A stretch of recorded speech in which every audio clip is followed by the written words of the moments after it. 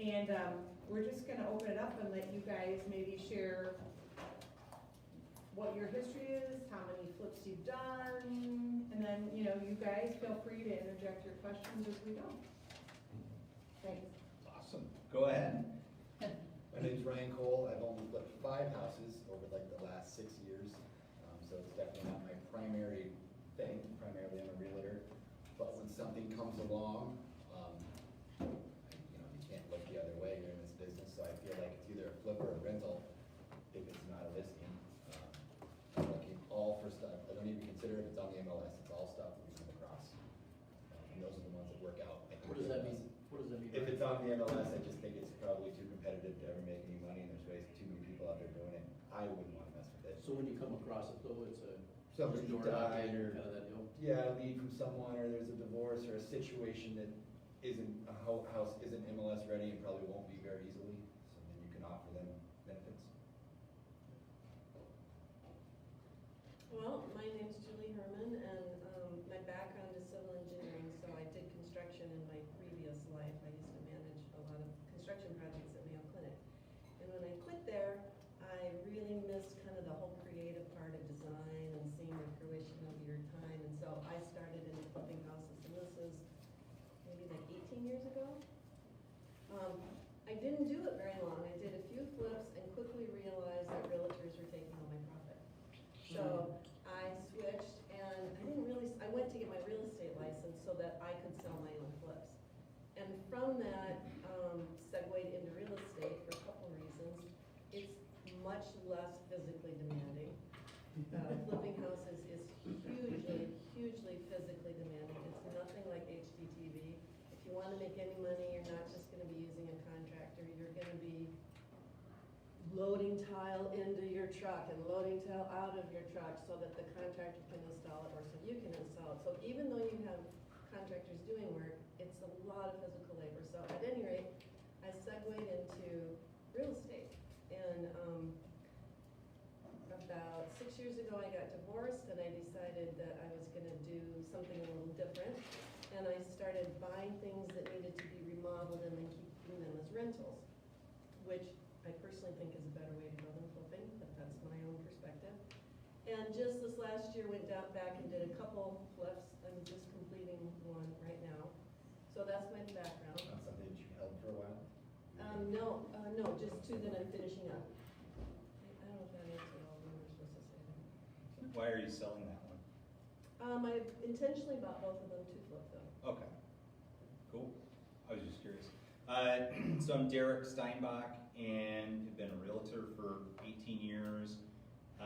Started renovating homes in 2012, and that was like as a project other than homes that we've lived in.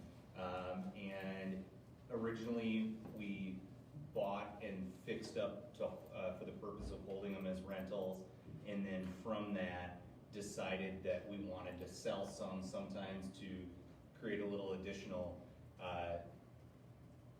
money to turn around and put back into the properties that we were holding, because we found out that it ends up costing us a decent amount of money to turn a property into a rental. Even if everything goes really well, we still end up with a lot of money into our rentals, and a lot of money being maybe on the low end $15,000 or $20,000 by the time we end up carrying it through the rehab process and getting it rented, and the incidentals that come up, and that's apart from any down payment that's actually required by the loans that we're taking or whatever. So it was for that reason that we started actually flipping some homes, and we've probably flipped, I'd say 12 to 15 homes, and that's everything from like just paint and carpet that we did last year to like a full-blown full house rehab, 3,500 square foot house, interior, exterior, everything. So we kind of covered the whole spectrum as far as that goes. And how do you find yours, Derek? All off market as well. For sale by owners, like you said, divorces or deaths, you know, private sellers, all of them are, or most of them are, especially in the last 3 years at least. And the reason for that is the people who we're meeting with are like people that really need to sell. And I'm getting in front of them, talking about what we can do in that way versus actually putting it on the market. And they find value in what we can do for Yeah, them. you can offer convenience, you can have them leave all their stuff there, they can flexible close date, no inspection, win back agreements, anything No creative. realtor fee to No pay. realtor fees, anything As else. is. But you're getting a realtor for free, Yeah. you're getting me for free. Right, All those things appeal to some folks. right. But you make all your money buying it, so it has to be a great, in my opinion, off MLS buy, because there's people out there right now that are flipping houses, a bunch of them at the same time for like a margin that I know I wouldn't touch. Right. So how are you guys finding these off-market people? Throughout your natural course of being a realtor, people are talking to you about real estate, and they just kind of say, I'm not pushing for them, I'm not looking for them, they just come along. The last one that I did was my friend's neighbor, really nice guy, passed away, his family was across the street, we went and talked to the family. The one before that was a divorce, my father-in-law's, it was his friend's kids were getting, you know, and you're just offering solutions, so when they come along and do them. But it's nice because you're just being a realtor, and then these are side things that I feel like you have to take advantage of. Some of them could become a rental too, but just a lead. No? How about you, Derek? I feel like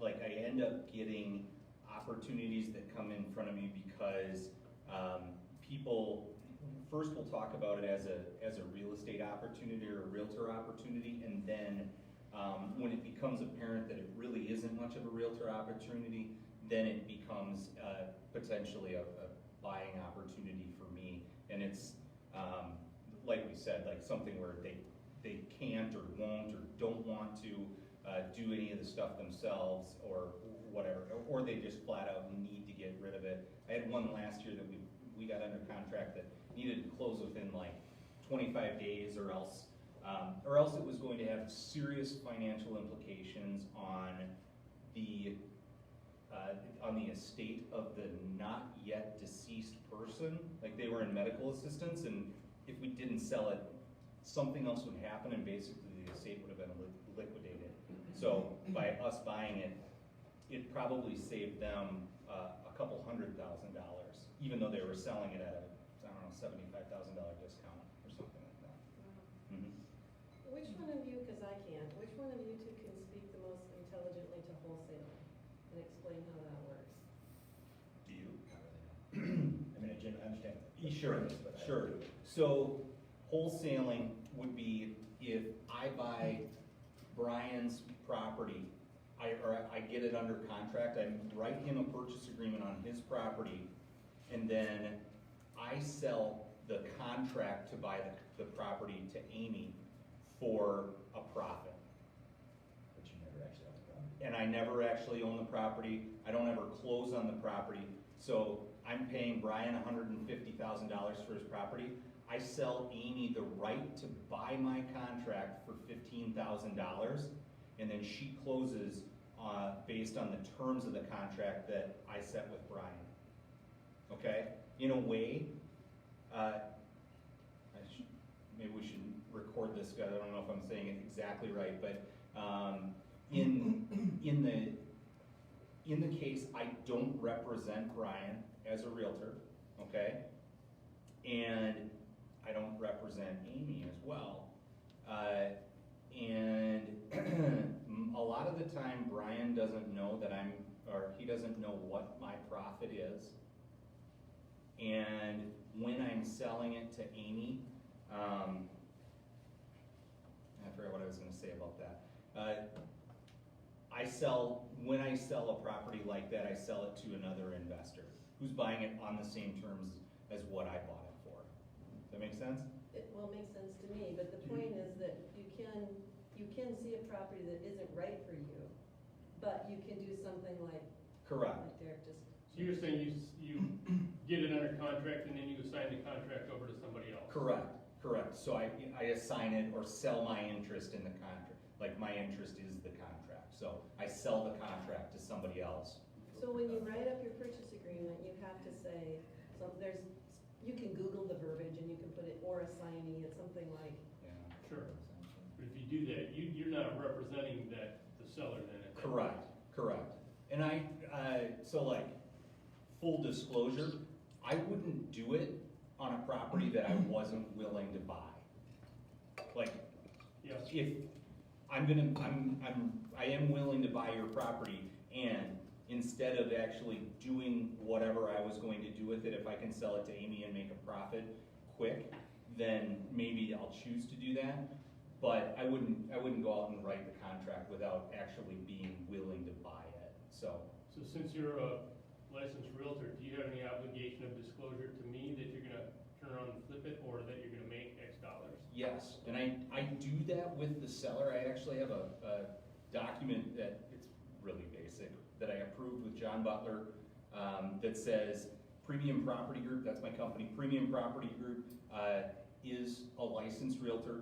Premium Property Group does not represent you in this transaction. They are operating for a profit, and they are going to, they may repair, resell, or just flat out sell the contract to somebody else. And I'll tell the seller about that, like, as much as their curiosity or interest,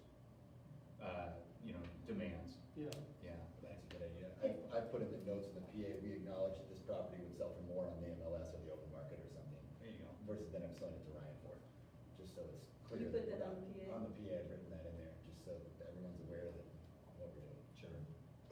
So sometimes you see those things on TV where people talk about no money down, make money with no money in the game. That's a way you can do it, where if you have a person that wants it, you can get in without, and basically flip it to this person before you even have any money in the game. So that is one of the techniques that they do. Still gotta find the great buy. Right. Yeah. That's our. For sure, for sure. How's that going right now in this market? We have. Good. Yeah, I mean, I get that they're out there, but it's yeah, for everybody, how's it going? it has to be, to me, it has to be off the market. It has to be. Like, otherwise, it ends up, you're paying, I don't know, at least a 10% premium or something like that, and that premium is probably the profit itself, so, at least That's it is for exactly me. right. There's not a lot of profit in a flip. Yeah. That's my experience. I'm not making $1 billion on it by any means, and there's a lot of risk with them, especially in older homes. Right, I mean, you just don't know what you're gonna get into, so high risk and not a huge return, and a lot of work. What made you look at it as a flip versus a rental? I bought some that I kept as a rental because they were rent ready. I feel like the minute I start doing anything, I never wanna rent it, because even the littlest of repairs, I feel like you get it all polished up, and it's just too hard to then mentally rent it and know you're gonna do that again to sell it. So the rentals that I have were rent ready from the start, and I hardly touched them, maybe some paint, and everything else has been a full rip it apart and flip. I think the people that have rentals all have to find their own niche. And some people like college stuff, and some people like low income, and some people like high income, so my niche, so if I were to look at a property that doesn't fit what I'm comfortable with renting, where I think I can make money, then that would be something I'd look at flipping. And for me, a little bit different than you, I've done, I have a wide variety of things at this point, but for me, where I think I've found my sweet spot is those 2-bedroom, 2-bathroom condominiums that are like Golden Valley, St. Louis Park, Hopkins, around that area, that are dated, they're dated from the, 70s or whatever. Because there's no real mechanical systems, those are with the building, it's really mostly aesthetics, which doesn't cost you that much to do. So if you can get one of those for like, I don't know, anywhere from $90,000 to $130,000, and you put $30,000 into really making them pretty, you can turn around and get $1,800, $1,900, $2,000 a month rent. And so for me, that's where I'm going forward, but that's for me been trial and error. I mean, I have a little bit of everything, but I'm not comfortable. My risk level is not comfortable. Like one of these houses I'm flipping right now is a 3,300 square foot 5-bedroom house in St. Louis Park. And to keep that as a rental would be high rent. And so for me, if I didn't get a renter in there for a couple months, that's a lot of money that's not coming in, and I'm paying that mortgage bill. So it's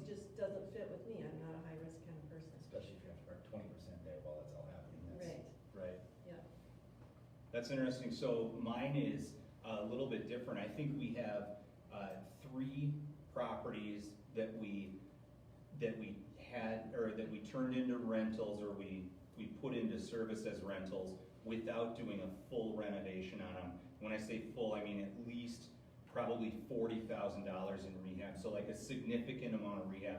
There's only 3, and then after we owned one of them for probably 4 years, then we did a full renovation on it. And so all of our properties are properties that are rehab now, and I don't really think we intend to sell any of them, at least not in the near term. So in that way, we're a little bit different than what you talked about. Our location has been our #1 determining factor in rentals. I've wanted them specifically within like 5 or 10 minutes of the office here. So that's always been like my guiding principle. As the market has changed a bit, we've tried to branch out into some other areas, and we actually bought one in Crystal that was that has been a really great performer for us, and like blew all of our other numbers out of the water. So that one's good. And then we just did a big project on a big duplex by the university, and that one we bought in October last year, renovated it through the winter, and have discovered that with students, they start their leases in August or September. So finding somebody to rent a house, a 10-bedroom house, before August has been a challenge. So we've carried that property for 8 months, 10 months. So that's, something we didn't know going into it, and has been expensive for us. Now that it's rented out though, it performs very well and will for the future. So, yeah, and completely different. That location is important. You're back and forth so much, especially on the flip. You're there all night sometimes, and like, location is key. I did one in Bloomington, and I really regretted it as I was fighting for 94, and I live way out here, so it's. Right. Then the last couple have been super close, and that was huge. I made the whole process, family life, everything else wise, better. For sure. So, Forgive me if I'm speaking out of front, because I don't know if you guys have an agenda. I walked in a little late. we don't even know what we're doing. Yeah, right. But one of the things I'm super curious about is financing, how you finance a rental property or a flip. I'll start, because I'm sure these guys have better answers than me. So, I do a lot of my stuff with cash, and, I just do, but if I. You're already way better than ours. Well, so that's not a great answer for you, but with flips, it's great if you can do cash, or, have somebody that's, because you don't wanna pay, all of those closing costs on the loan, and then a year later, or whatever, 9 months later, you're selling it, so cash or a partner with cash is a great way to go. But if you can't do cash, if you go to a regular bank, if it's an investment property, you have to put down at least 25% at 90% of banks. It's, 20 on, like if you're doing a residential loan for yourself, it's generally 20% unless you do some FHA or whatever, but it's 25 on an investment property. I did just find a guy though that will do 15, 20, or 25. You pay a little bit more, but it's not that much more. To And your there's- LLC or to you? to an LLC. Yeah. So that's the thing, guys, if you're flipping or buying rentals, you're gonna be doing them under an LLC. And by default, you can't get those residential loans like you can if you're buying it for yourself. And if you do that thing like Derek was talking about, where you do the assignee thing, you have to do that under your name. Because at least the time I was gonna do it, the bank wouldn't do a loan if I was gonna write that assignee thing in there.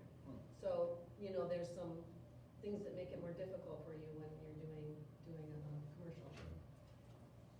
I hold my rentals as an individual, maybe I shouldn't, but. You shouldn't, you should not. Can I take a Sure, segue and yeah. answer the question why?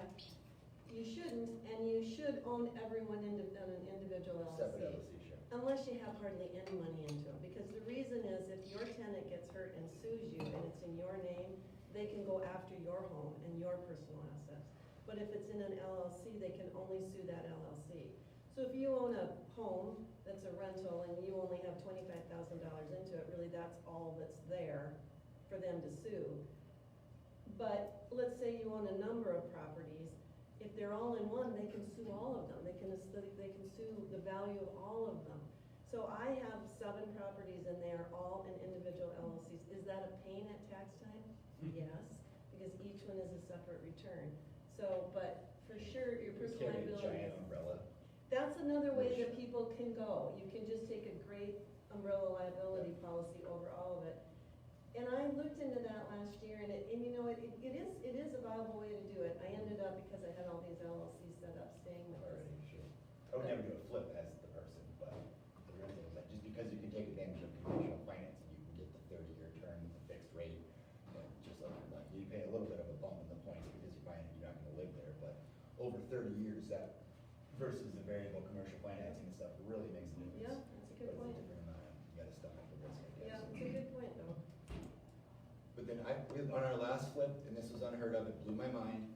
My friend's dad, who lived across the street from cul-de-sac from this house we bought, he had a relationship with Ad Bank out of Iowa, who was looking to expand up here. They financed the whole thing. We paid out of pocket for the improvements. We paid cash for the improvements. No interest, interest payments, but no payments. They financed the whole thing. Very limited closing costs. They took like a little 8.5 by 11 application. I don't think they even pulled credit. Buddy's dad vouched for us, which it was amazing. I've never seen banking be like that before. Prior to, I would use, just, the commercial financing. You put down a minimum of 20%. It's a variable rate. They're charging a point or so, and then it's the loans to your LLC. And they know you're gonna pay them off in the X amount of time. This last relationship, I've only done one with them. It's like gold, though. I really hope to build upon it. It was amazing. It's how banking should be. When you came to the house, it's like, wow, you're getting a great deal. Look at this project. You're gonna make this. All right, we'll do it.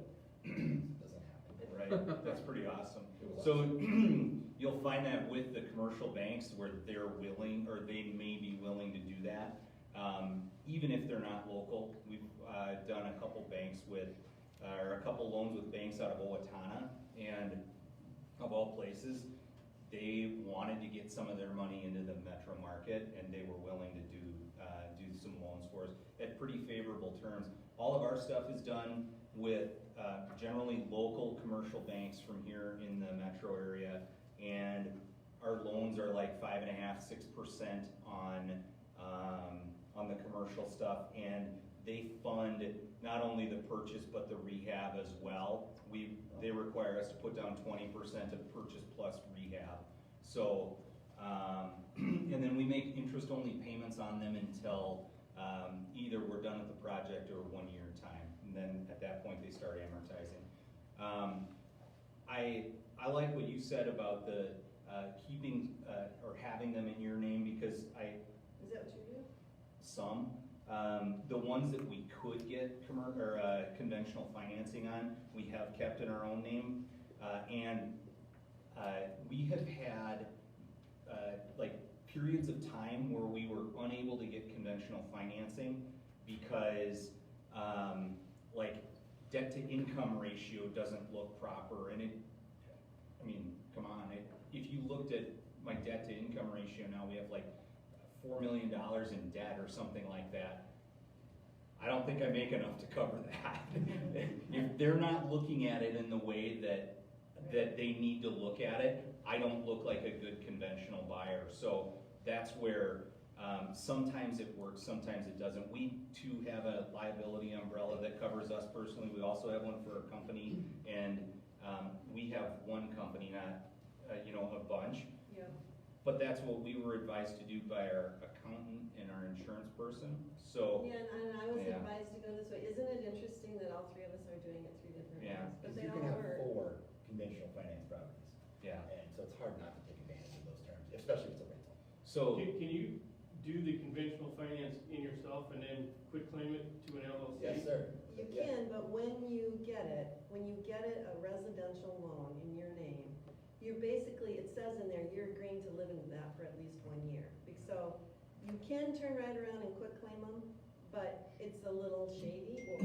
But it's legit if you wait 12 months and Yes. then You you can do it? buy a non-owner occupant conventional finance house, like you can buy a rental conventionally. They know you're not gonna live there, you're just paying a premium on the rate because you're Yeah. not living there. Right. And then, you can deed that right away. Yeah, I'm talking about getting the lowest rate. Yeah. when you do that though, technically, if there's a due on sale clause in the loan, which there is, they can call the loan Yes. due, and it would kind of nullify the whole reason you're trying to do it. So we haven't done that. There may be a point in time where we decide that we wanna do it for liability purposes or something like that. We just haven't gotten to the point, like, we've got a couple of them that are under 4% for another 25 years or 24 years or whatever, and it's like, oh, whatever. Yeah, it's hard to, Yeah. that's hard to pass. So we've also done, private money loans. We've used loans from other real estate agents, title people, relatives, and where they're willing to loan us their cash, and we'll pay, 8, 10, 12% to them. Sometimes just pay them points, and we pay them after we've used the money. So if I borrowed $100,000 from you, we use it we technically do a 12-month loan, and we have to pay you back whenever we sell the property. So if we turn it around in 6 months and I'm paying you 10%, I'll just pay you $110,000 back when we close on the property after we finish selling it. So And would you say 10% is kind of the going rate on that? yeah, and whether it's a full 10% based on a full year, or if it's on actual time used, I mean, it kind of depends for me on the relationship that we have and like what our intention is with the property, so. So, and I'm not an expert on mortgages at all, but if you buy something less than a fourplex or less, you don't have to get a commercial loan, you can get a residential loan. And generally speaking, commercial loans have a higher interest rate than residential loans. It's not fixed. It's very- And Right. it's not fixed, Right. which this to me is scary, so I don't actually have any commercial loans. I did buy an 8-plex apartment building, but I got it on a, I'm drawing a blank on a trust, where you pay the owner, Oh, contractor. contractor deed. That was Thank my you. next, that was one of my questions, is contract for deed. Do you ever, obviously you found an opportunity, but. It sort of found me, I Yeah. wish I was that smart to have found that, but they're hard to find, Because especially on a rental, it seems like if rentals are going up. yeah. They seem kind of scary to me sometimes, but there's just a right instance for it. Well, the risk would be they would take the property back. Correct. But that's only Okay, if you're not but you paying. didn't do anything, you just rented it out Yeah. and you cash flowed. As long as there's no other, If contract you're- for deed on a free and clear property, it's Yeah. fine. If you're doing the contract for deed and they've got a Oh, and mortgage. they've got a then mortgage, you're yeah. at the It would have to mercy be free. and Right, clear. right. Yeah. Yeah. I don't think I'd touch it if. Or extremely low, I guess less than your contract for deed amounts if you decided to pay them, I don't know, pay off Right. a mortgage or something. Right. That could save you in the end. So we've bought properties on contract for deed and have successfully used it and went through our 5-year contract and then refinanced the seller back out. And that was a circumstance where they'd had a hard time selling the property anyway, and then we came along and wrote this offer and they just agreed to do it. It worked out well enough for them, and it worked out well for us too. We also have done, where,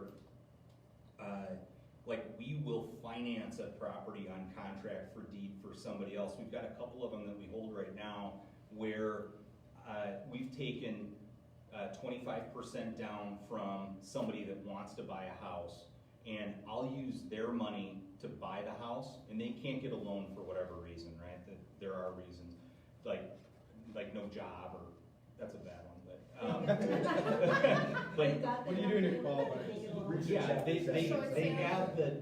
have short sale or Short sales. foreclosure, bankruptcy, Just back so then. they have the 25% down, they just don't have the ability to get financing, so I'll go in, I'll use their money to get a loan for them, and I get that loan at, again, probably 5.5%, and then I turn around and sell the property back to them at, essentially the same purchase price, but then I'm selling it back to them on an 8% loan, Contract for basically. deed? An 8% contract for deed, so I'm actually making the 2.5% spread on the money. Secured by the property. and if they Secured default, by the then you're property, getting back. and on every one of those, if they defaulted, I would be in better shape after they default than, I mean, not only getting their 25%, but I can rent it for more than they would be paying me for buying it. So we've done that a couple times. It has worked with varying degrees of success. Know the person, that's the first person. If you know the person, we had one where we bought a property from a girl. Like, we bought this property that she had inherited and then turned around and bought a property for her to move into. Like this other one, it was just like, it was gonna be too much work, too much money, she couldn't afford it, everything was wrong. We got her into a smaller house in St. Louis Park on a contract for deed. She doesn't have like consistent job history. She always makes money, but she just doesn't have consistent job history, so, and I trust her, so. So when we're talking about the money side of flipping, one of the things that I learned, I'm gonna compare it to renting, since it seems like we do both of those. Taxes on a flip are just like real estate, just like a realtor, they're self-employment, so they're huge.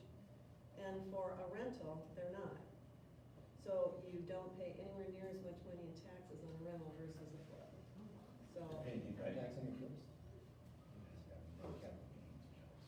well, I don't know, I pay a huge amount. So if you get away with paying capital gains, you're paying that 15% or whatever it is versus your income tax bracket is probably double that. Right. So if you were just, you know, so you guys are way down the road as far as your investment properties, if you're just starting out here, you're looking for your first one to acquire, you know, what would you be looking for, you know, owner occupied duplex or a duplex or a single family? Or is it all, I mean, or is it just based on the good deal that presents itself? You know, Probably or- that, for rentals, I like, the ones that I have have all been priced between $225 and $250 and end up renting for $1,650 to $1,750, somewhere in there. On all those, I'm putting down $20,000 or 20%, and then I'm cash flowing, you know, even after taxes, between $400 and $500 a month. And they're usually 50s Ramblers, which I like, because I feel like I can go in there and understand them and know what they're all about pretty easily. And I've been sticking with that, and like Derek said, in locations that I think are going to, good locations. So you could buy a rental off the MLS these days, I feel like, at the right deal that's been sitting, to get the right price, because you're gonna grind that out over the number of years. It's more about the house and the cash flow that you're gonna get. That's doable. A rental off the MLS, I feel like can happen. Do you guys agree? Absolutely. Just not flip. And the answer to your question is like, buy one now, because, you know, it's just a slow play. It's a long-term game, so just buy 5. Well, that brings up a great question. What do you guys look for return on rentals versus a return on Can a we flip? hold that while we finish answering his a little bit? I wanted to add something to what you would Go buy, ahead. and then we'll come back to that.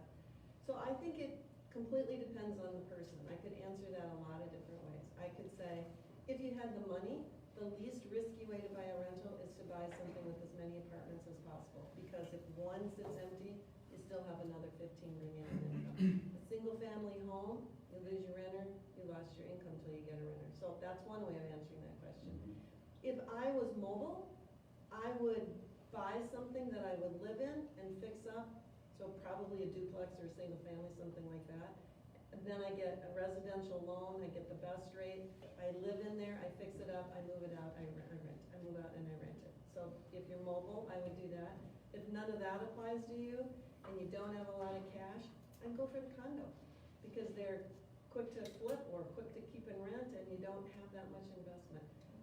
The downside to condos is that they don't appreciate as well as other things. And like when we had the downturn, they got hit harder than anything. And when I went back and was just kind of looking at trying to figure out where's the best place to be, this is just my own analysis, so I don't know if it's right or not, but condos seem to be the worst for appreciation, and they got hit the hardest in a downturn. That's why I do single families, and in my mind, the cash flow is important, but for me, it's the end of the day, it's the 401k for being a realtor is what these rentals are. It's what is it gonna be in 25 years when it's paid off versus the monthly cash flow so much. That's what the single family. That's what's important to me, yeah, that is the long-term thing. Yeah. That, I've thought of it that way too, in that I just don't care. I don't care as much about appreciation. I just want the cash flow now. Okay. And I think about it I say 401K for realtors all the time, so it's kind of funny. Because that is the thing, they are paying it down, and I don't have any intention of ever selling, or ever like liquidating all the properties, or just like selling them and cashing out. And I feel like with single-family homes, at least I feel like I know that they are going to have that value in them someday, versus like an apartment building, that the ultimate buyer for that is going to be another investor. So when they come in, they are going to be, coming in trying to get the best deal. I totally agree with what you guys are saying about the single-family home. One of the reasons that I've started to segue to the condo is that I don't use a management company. And I have properties out of state and in state. I have one on a VRBO, and I have 17 rentals that I manage myself. And I'm getting to the point where I can't do much more without hiring somebody, and I'm too cheap to do it. So that's why I'm kind of looking at condos, because I don't have to do so much with them. I have a guy that owns like 25 or 30 all condo units, and except maybe like 1 or 2 single family. Otherwise, everything else is association maintained, and it's really simple for him. It's his management fee is kind of built into the association dues, in that covers the entire exterior of the property, like you said, like with the mechanicals and stuff. They're very simple, and in that way, it's a little bit more insulated than doing a single family home. So, yeah. Joanna, did you have a question? I guess with long-term rentals, which it seems like you guys have, I have kind of put a hold on purchasing a rental because of where the market's at. And maybe that's not the way to look at it. I mean, if it's long-term, it doesn't matter, it'll appreciate no matter what. Is that kind of what you're saying? I think so. If you have a property where you allow dogs, you're gonna get a renter. It's true. Good dog, no kids, you're set. So I delayed your question, I don't remember what it was. I think that's true, 'cause it's the longest game. I'm gonna put that question on hold for a little bit. As a condo, we have one condo right now, and it seems as though there's a lot of associations that don't want renters, or don't want rental units in their associations. Are you finding that? Absolutely, you can only look at the ones that allow it. Okay. So they're not FHA approved. So I have a friend who has 48 of those, and he sits on the board of those associations, so that someone isn't coming in and trying to change it to say, well, you can only have this many rentals. Sure. Well, So he wants to stay ahead of it. you do want to have a restricted number, Mhm. because If If it's you- over 10, if it's over a percentage, Yeah. people can't get loans on them, Right. so you can't sell them. right, So you do want something so he sits on the boards to to prevent that. make sure that he knows what all is going on. So my other question was, what are you looking for return on a rental versus a flip basis? Or I should say a hold? Sure. I probably wouldn't do a flip if I thought I was gonna make any less than $30,000. And it just would be, because I'm doing the floors, I'm doing the finished carpentry, I'm spending a lot of time over there, I'm hiring painters, electricians, and plumbers, but I'm doing a lot of work. My back hurts. So like, 30 would be a minimum, and I'd have to feel pretty good about it. For a rental, it's hard for me to put it from a percentage standpoint, but, I wanna see at least, on a single family house that I'm putting down 20% on, that costs $250 at the start, I'd wanna see at least like $350 a month in cash flow, after taxes and insurance. Closer to 5 would be great, but, somewhere in there. Okay. So there's 4 different ways that you can measure what they call a cap rate. That's how people that invest in rental properties look at it. And so some of them, they kind of get a little bit more involved as you go up the ladder. The last one includes appreciation and depreciation. So it depends how you're looking at it. You just look at it as simple cash in, cash out, kind of an ROI thing. I do the more elaborate one, but I get somewhere between 8 and 18% on mine, is what I get. So that's on an IRR type of basis, where you're taking appreciation and cash flow together. I don't do the depreciation, I just do it with appreciation. So, yeah, I like to get at least 8, but it's pretty easy to get more than that. Can you talk about what the simple? Simple is really just, no, because I'm not an accountant, the it's a ultimate. whole formula, but go ahead. I mean, well, I mean, When you return say on- 8, when you say a cap rate of 8, what does that mean? that means like if you pay 5% for your loan, a cap rate of 8% means you're making 8% on your money. It's a cap rate is a return, it's a more involved way of return on your investment, because it also incorporates the value that you got as it appreciates, and also the tax write-off you're getting through the depreciation, which by the way is significant. The depreciation write-off is a big deal. So, Can you maybe say like if you bought $250,000, what cap rate are you looking for? Like- What would that be? I know that I'm not as smart as Julie. Oh, I know this. 'Cause you're an engineer, right? So I know this. She understands math that I don't understand, for sure. The simplest way for me to look at them is to do a simple cash-on-cash return. And that is the amount of money that a property brings in, minus expenses, versus the amount of money that I have into it. So if I have $20,000 into it, and I make $20,000 a year, that's 100% return. I don't typically get that, and yet that's the simple way to do So it. it's down payment plus all your improvement costs. Correct. And then you just take that cash flow and divide it by that number, and that's how I Correct. thought of it. So if he's getting, if either one of you are getting, say, 8% doing it that way, your cap rate is better than that. Yes, because that's determined by a different calculation.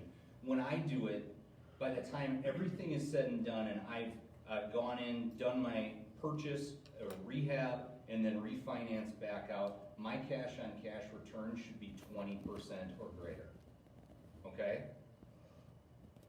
The tricky part of that is that we have a lot of work that goes into the property that is not figured for in that calculation, right? That's just the return on the cash that's in there.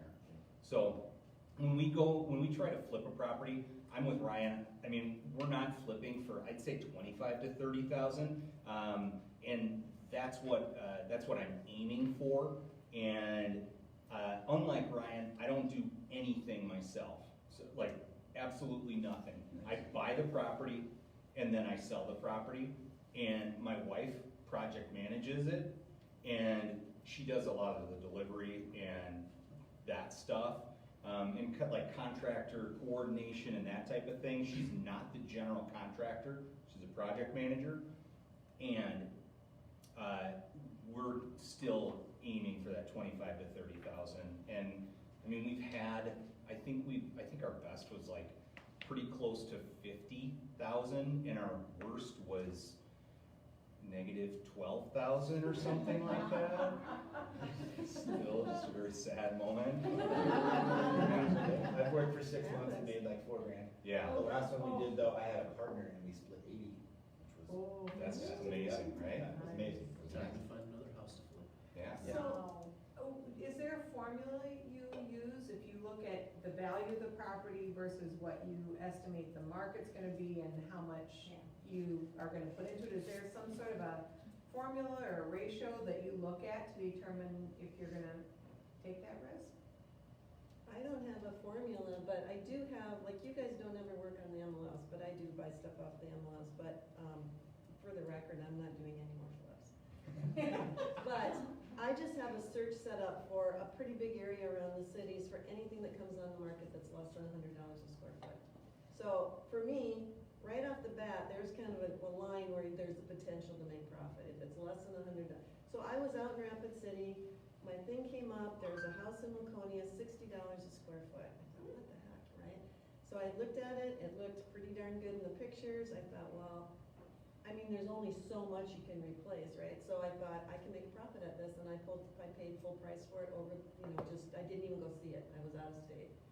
And, it's a house that I moved into, and I've created an apartment upstairs, and an apartment downstairs, and an apartment on the main floor.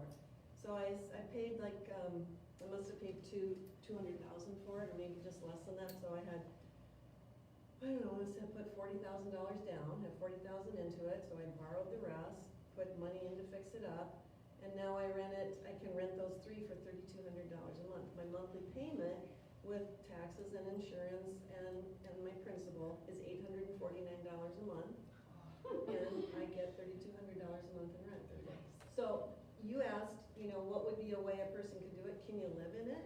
Can you rent out part of it? Can you search on the MLS for mother-in-law apartment in the basement?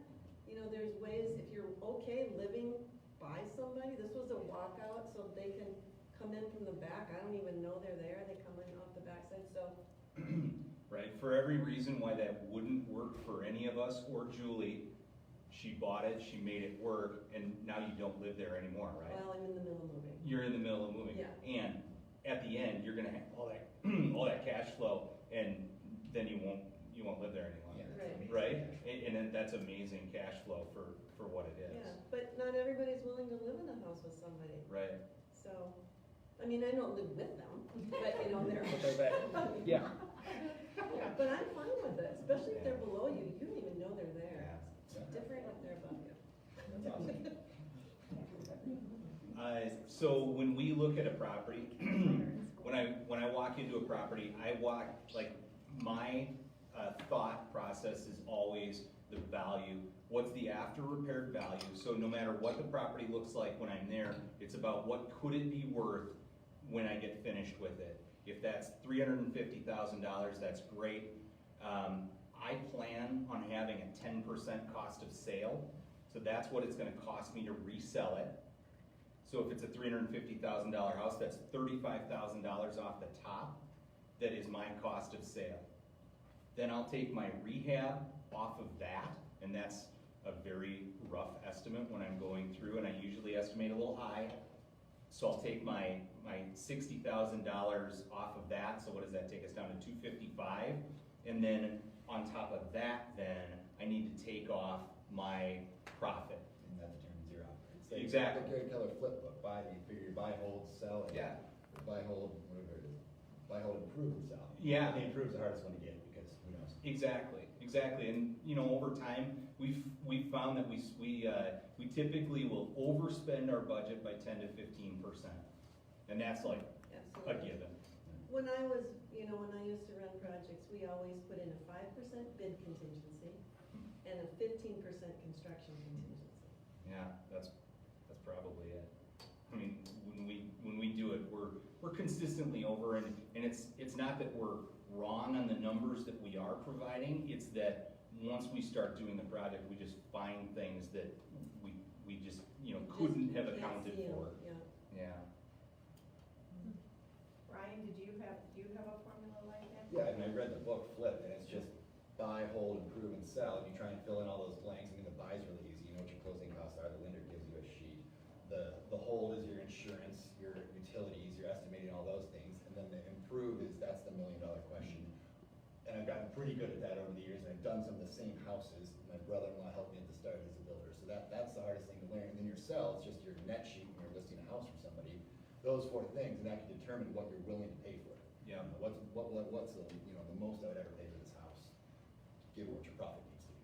What was the third thing? Approve? Improve, the improvements, the cost of the renovation, which is the hardest thing to do.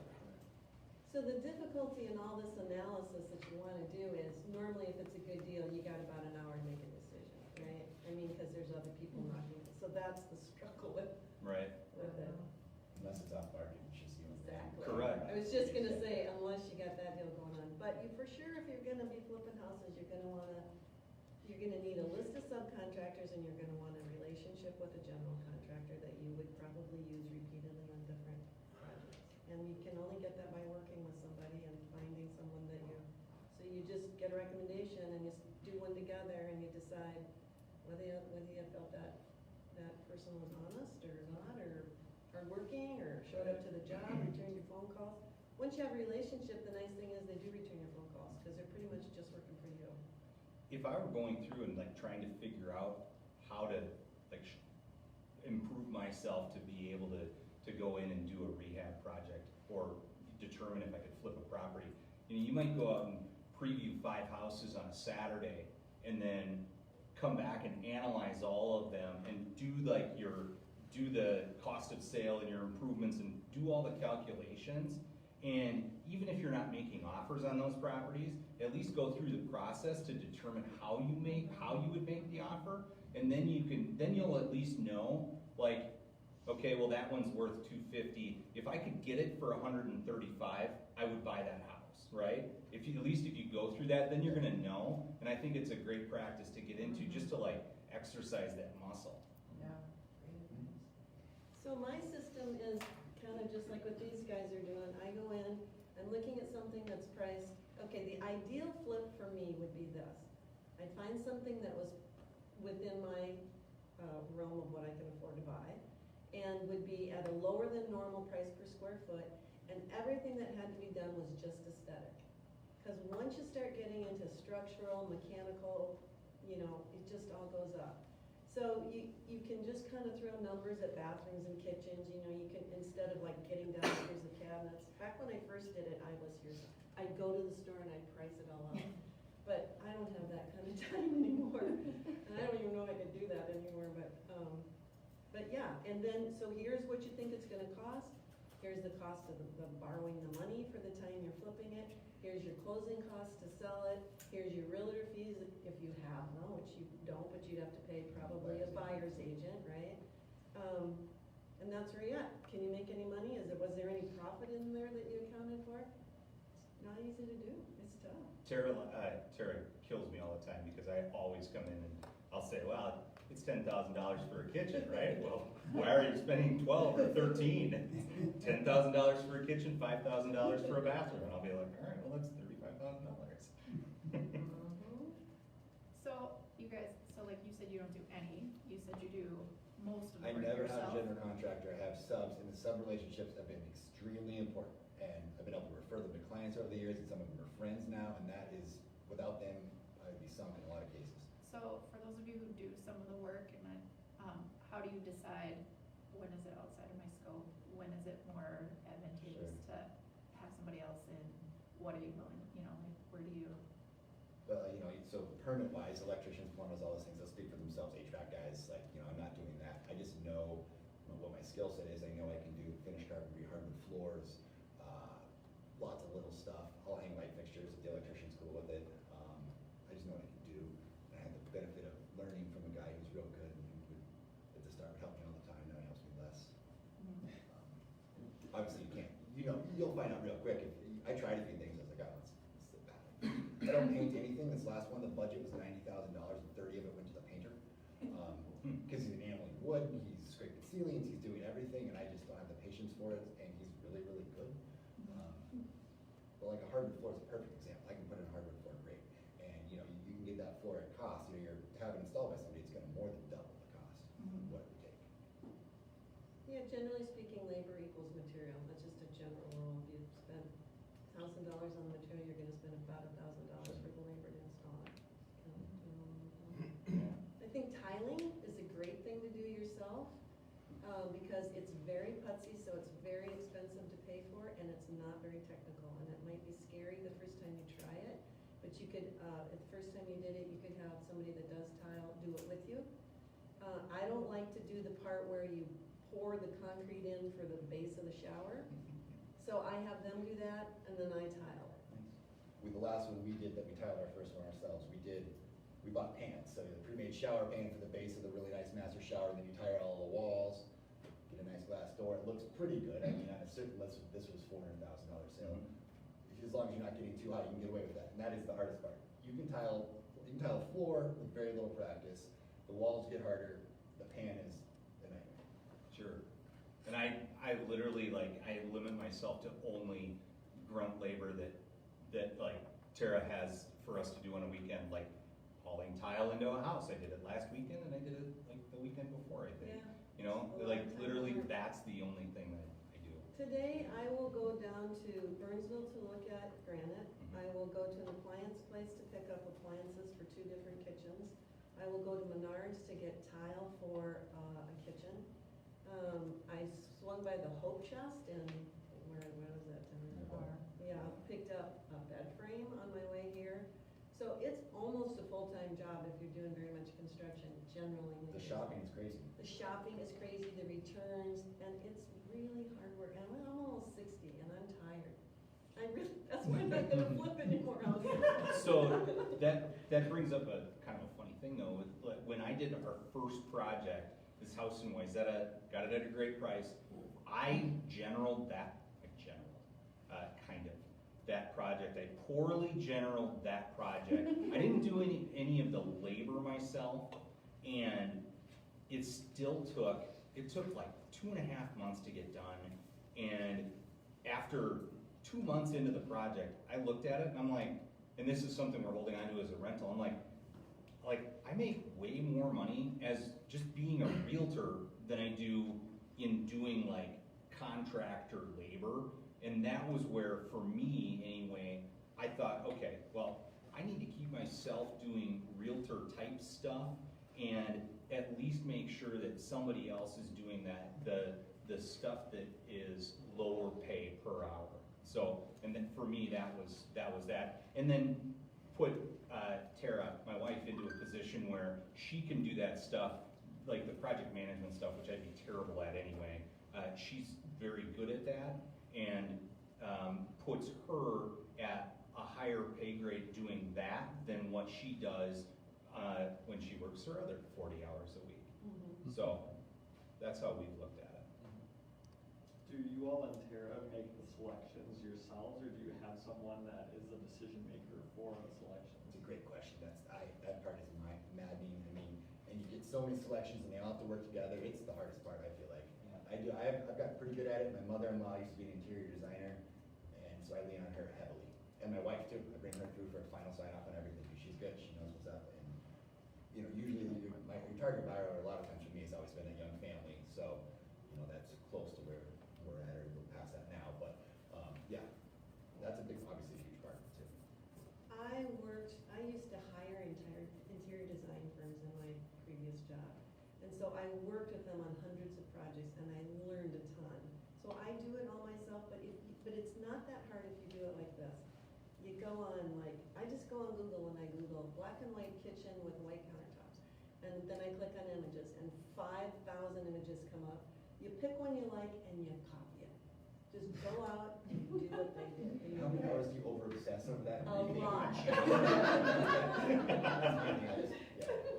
We, Tara typically makes the selections for us, well, she does make the selections for us, except a couple of our more recent houses, we've had a designer do it for her, and I think we're probably gonna continue to stick with that, because they know what's up, and yeah, they are. I really wanted to make all of our rentals exactly the same for scalability. I wanted the same interior paint in every house, because then you always know what color the paint is, and it didn't fly, so I lost that battle. Why did it fly? Because Tara thought it was, Well, for like I example, say. one house, because it doesn't all work, one house you buy has red brick in it, and it won't go with the Yeah. green paint you bought for the one that had white brick, it doesn't, but my apartment building everyone is the same paint color. brilliant, should be. I mean, you can go buy a pallet of 5-gallon buckets of paint and it's all the same, right, or whatever. Exactly. It's just so much easier. Right. So one tip I will, go ahead. Okay, it's kind of not off topic, but onto a different topic. So, say you've got the house, renovations are done, everything's good. Yay! How do you find renters? Do you use systems for that, or do you do it yourselves? And then how do you sort of, I don't want to say screen them, but pick which people will be living in the houses? So I only use Craigslist, and it always works for me, and I never have vacancies. But that's more about the price range and where you're at. And what was the second part of your, how do I Yeah. screen them? So I do I forget the name of the site I use, but there's a lot of them out there. But I do a background check and a credit check. And then what I ask for in this little, and I have this rental application that I got off the internet somewhere. And I always call their boss and their previous landlord. I don't rent to people who don't have a renting record. So if they've never rented before, like twice I bought into the sob story from 2 different 18-year-olds. Never again, because they were awful. And so they have to have a renting record. They can't have you have to say up front what your stuff is, what you know, what your thing Yeah. is. They can't have a criminal record. They have to have a good credit score. And they have to have a job, right? That's pretty much, and they can't smoke, because I don't allow smoking even on the property. I just hate it. How about pets? Pets? You guys. It Especially depends. cats. Some I do and some I don't, it depends on the place, and I don't allow cats, because cats, once they pee in a corner, you get down to the subfloor, whereas dogs, it's just not the same. So, which is a bummer, because cats need a home too, I mean, I love animals, but We allow But not that cats, much. we allow dogs and cats. We advertise our stuff, actually, almost exclusively in MLS, and then it just syndicates out to everywhere else. So I do MLS through the office, and then boom, it's everywhere, Zillow, Yeah. everything, which is really Yeah.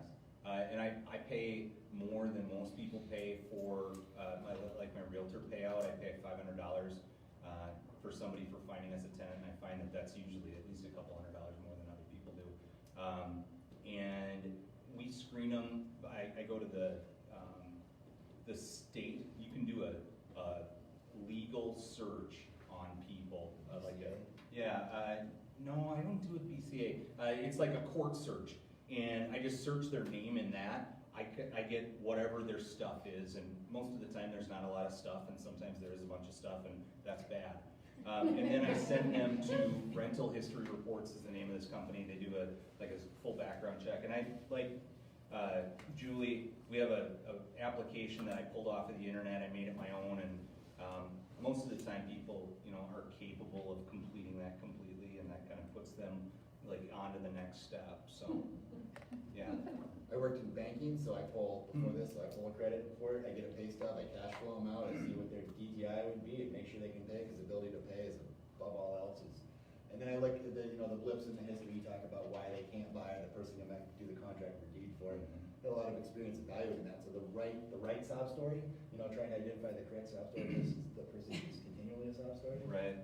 Isolated incident or medical or whatever, if all the other facts support what they're saying, the credit and the other things, go with it, look at it that way. Right. I kind of think of it as like the people are generally renting for a reason, and sometimes it's just youth, and that could be okay, or it could be not okay. And most of the time people are renting for a reason, and I just want to understand what that reason is and why they want to rent our property. That's maybe a function of our price point. Our price point is like $2,500 to $3,200 a month, and like people in that price range, most of the people that are in that price range or who are renting our houses make over $100,000 a year, like within their family. So income is usually good, and that's the number one thing I look for. Most is people income. want to pay their rent, Yeah. they So- just, stuff happens to them. So you mostly have single-family homes? All, except for one. And then, so how do you handle the mowing and the snow care? They do it. They do.